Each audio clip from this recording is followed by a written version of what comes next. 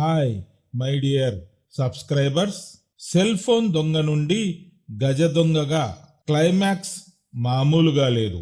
చిన్న చిన్న cell phone దొంగతనాలతో మొదలుపెట్టి ఊళ్ళో ఇళ్లకు కన్నాలు వేసే గజ దొంగగా మారిన ఒక పెయింటర్ కథ ఇది.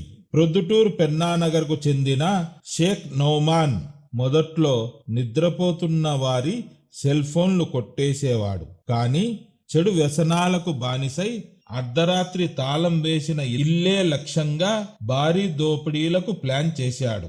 రీసెంట్గా ఫిబ్రవరి 22వ తేదీన ఒక స్వర్ణకారుడి ఇంట్లో పెద్ద ఎత్తున బంగారం దొంగిలించి షాక్ ఇచ్చాడు.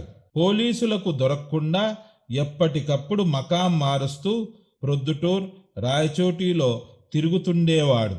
ఇతనిపై ఇప్పటికే 10 కేసులు ఉన్నాయి.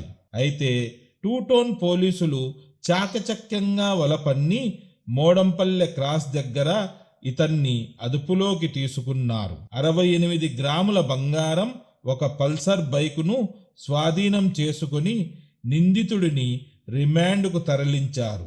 పోలీసుల అలర్ట్ వల్ల ఈ గజదొంగ ఆట కట్టింది. మీ చుట్టుపక్కల ఇలాంటి అనుమానిత వ్యక్తులు కనిపిస్తే వెంటనే పోలీసులకు సమాచారం ఇవ్వండి.